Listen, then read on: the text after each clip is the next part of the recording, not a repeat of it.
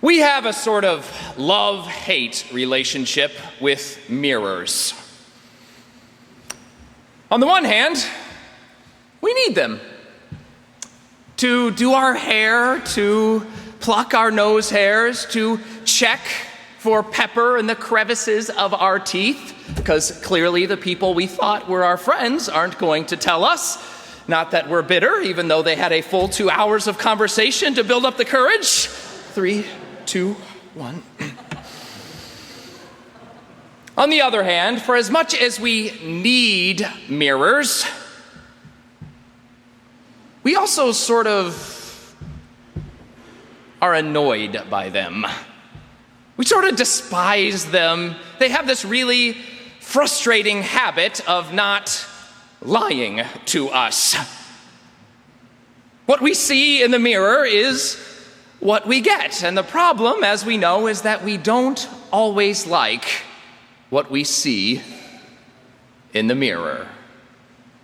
Even for the few of us who don't have any issues with self-esteem, the very few of us, the mirror still presents a challenge.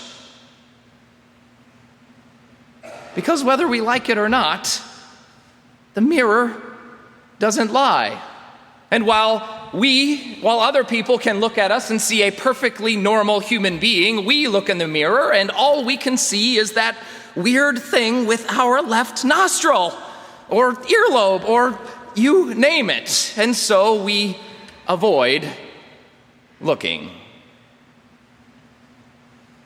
Sure, we might glance in it if we're washing our hands or putting on our makeup or putting in our contacts, but we don't really often take the time to really look in the mirror.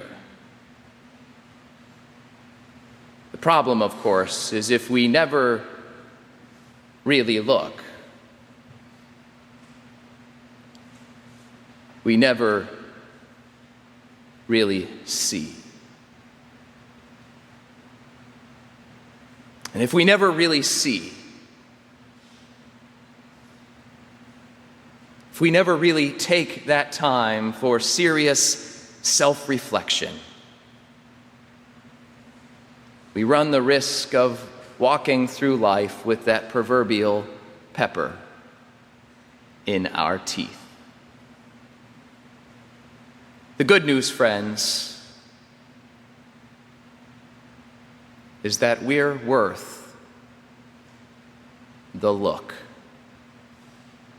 The good news is that by the grace of God, each day, every day, in every one of our mirrors, there is someone worth seeing, but it takes time to do it and it takes some practice. And because we don't actually practice it enough, today we are going to. Underneath each of your pews there is a mirror. Just kidding, we didn't have the budget for that. No, today we're going to have to use our imaginations. That is, strap on your imagination cap, buckle it tightly, zing, get it ready. Because today we are going to pretend to look in the mirror. Ready?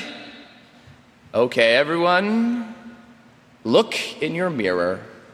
Now, it could be pocket-sized. It could be mounted on the wall. It could be the mirror above your bathroom vanity or the one in the room of requirements. It doesn't matter. As long as you can begin to make out your reflection in it. Hello there. Now, so we can get this out of the way because we all need to do it, let's just take a moment to check our hair, to look in our teeth, to look at that weird nostril thing and just let it go. Whatever it is that you focus on when you look in the mirror, the freckle, the zit, the birthmark, whatever it is, look at it for a moment and now let it go.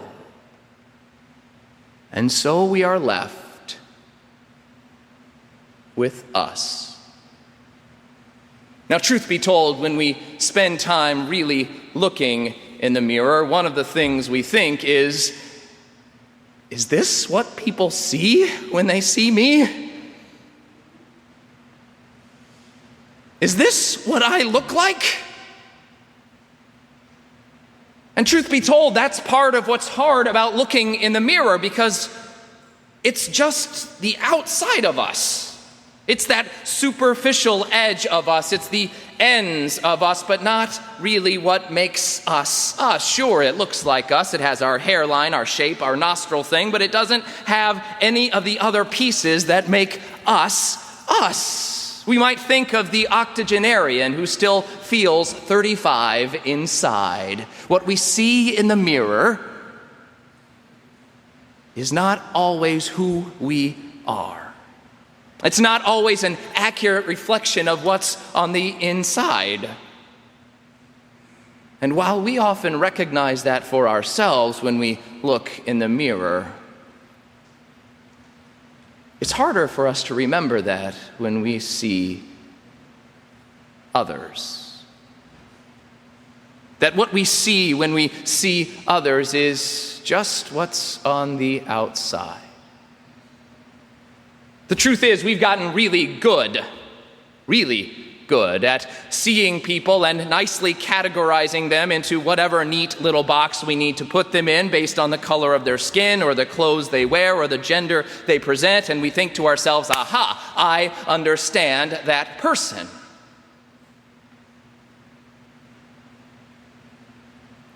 But we don't. We are more than what we present on the outside.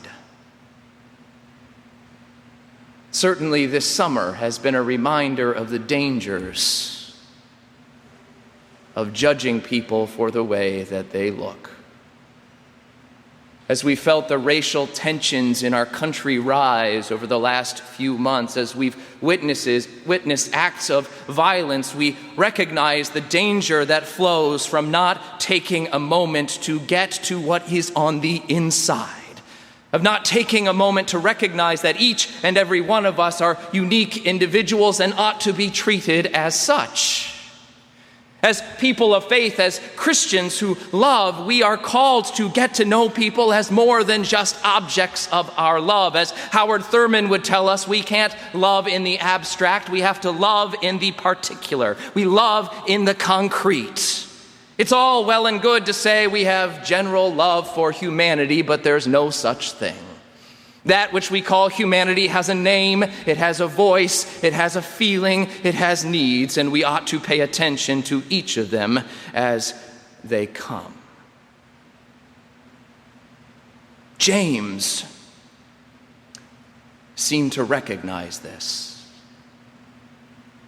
And he reminds us that if we're going to do that, if we're going to reach out and pay attention to each other's needs, it starts by recognizing the needs of the person in the mirror. See, James, in his letter that's ostensibly about how we treat other people, begins with a reminder about who we are, about who that person is we see in the mirror. And he reminds us at the very beginning, which is the very beginning of this passage, that we are gifts from God. We are each gifts from God. He says we are first fruits of God's creatures, that is, born by the Spirit of truth. We are born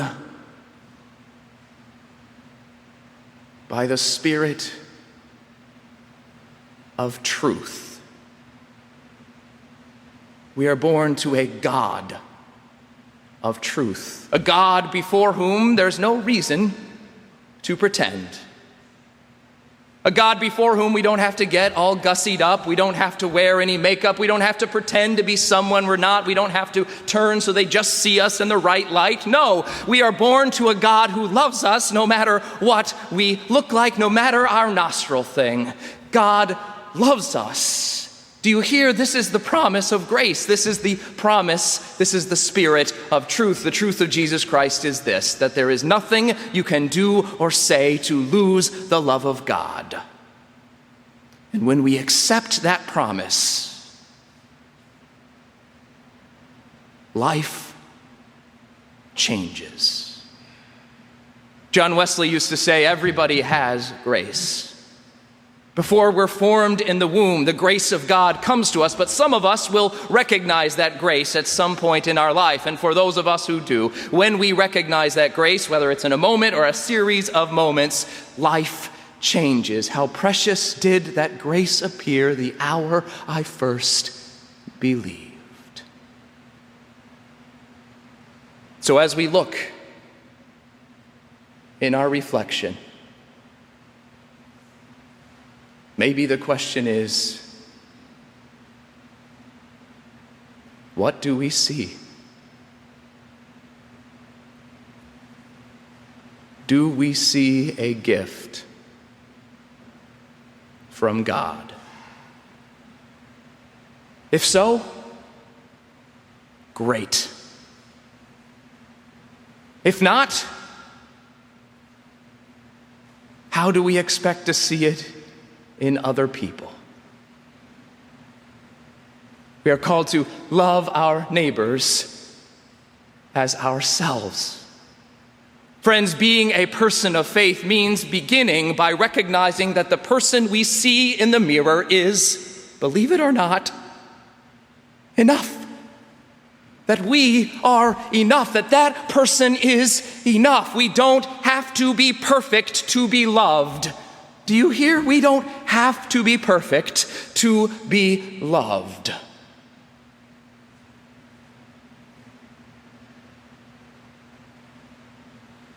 But the question is, what do we do with that love? James, who's a very controversial little book, is writing telling us that once we recognize the grace of God in our lives, once we are able to look in the mirror and say, you are a gift of God, life begins. That there is life after grace, that we have to live like it matters. And so the second question we would ask ourselves after we figure out whether or not we believe we're a gift from God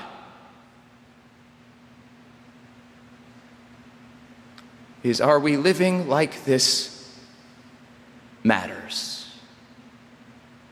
The other part we know, friends, it can take a lifetime to come to understand the grace of God. It can take a lifetime to believe that we are heirs of God's grace. But the good news is it's true whether we believe it or not. Then the question becomes, what are we going to do about it?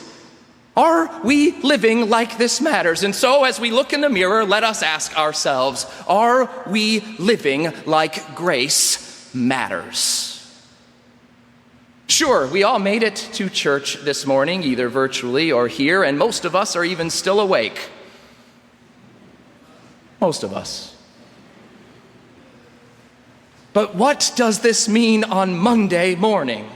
Are we living like grace matters? If someone were to listen to our Monday morning conversation, if they were to look over our shoulder at our Monday morning texts, if they were to see our Monday morning Facebook posts, if they were to follow our Monday morning Twitter feed, if they were to follow those things, would they know we are people of grace?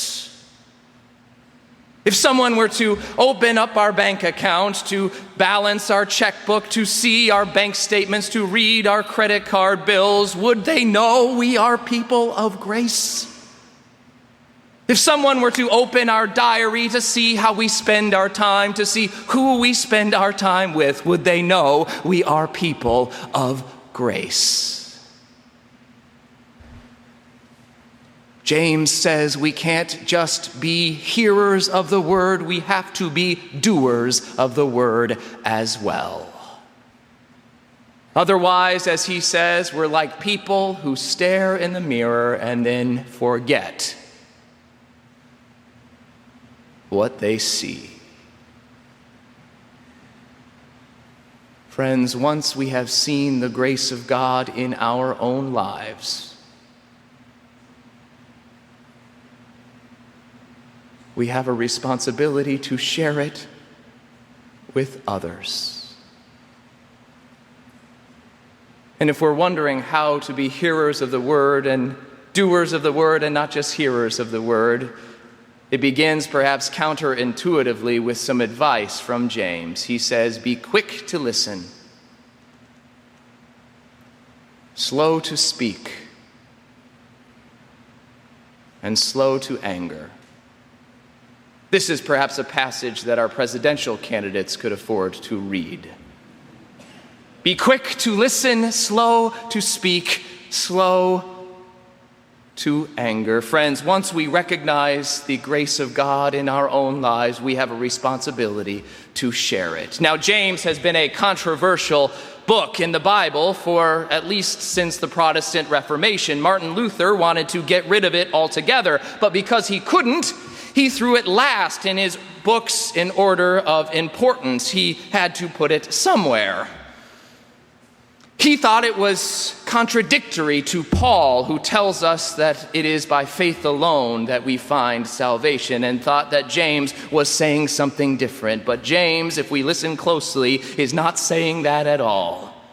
He's saying that faith without works is dead. That if we believe these things, we ought to live like it matters. Friends, we ought to live like it matters. We can't just be hearers of the word, we have to be doers of the word, and we have someone to follow if we have questions. When we look back at the life and ministry, the way of life taught by Jesus Christ, he didn't just sit in the temple listening to sermons. He went out into the world and found the least, the last, and the lost. He went out to remind people that you don't have to be perfect to be loved. And once we recognize that for ourselves, we get to reflect that to the world. You've heard me say that we're going to be doing some of that as a church in the course of the next year.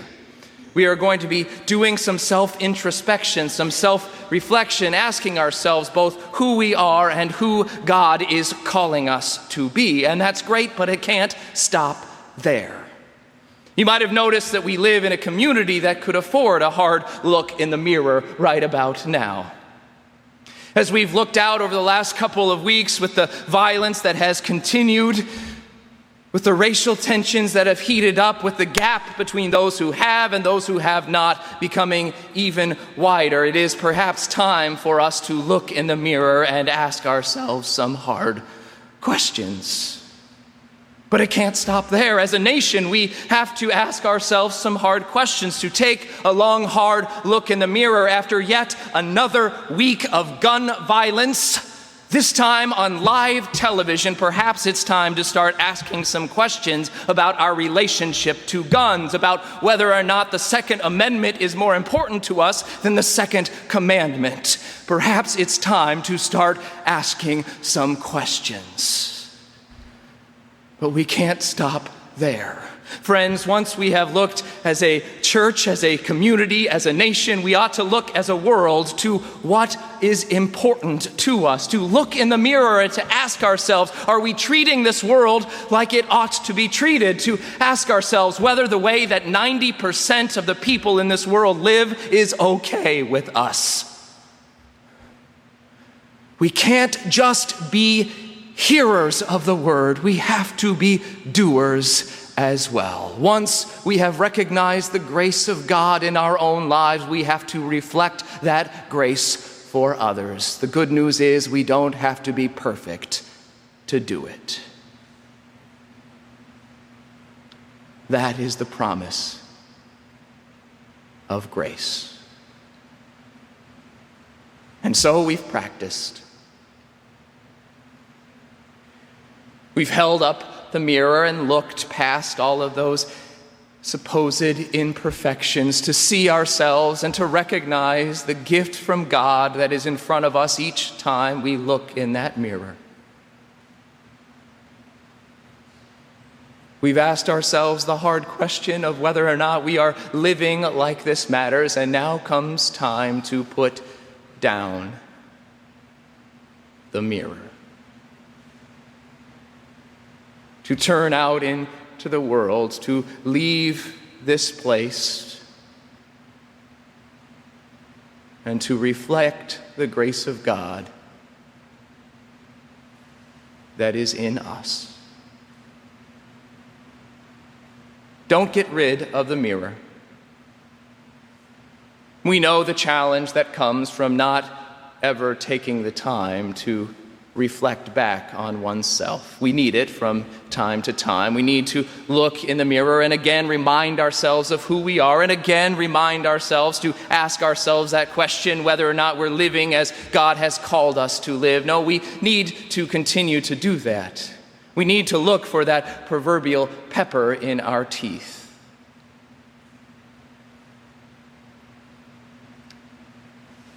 But however we do it, we ought to remind ourselves that God won't leave us alone, whether we look in the mirror or not. We close today with the words from that other controversial prophet, Michael Jackson. If you want to make the world a better place, take a look at yourself and make a change. Amen.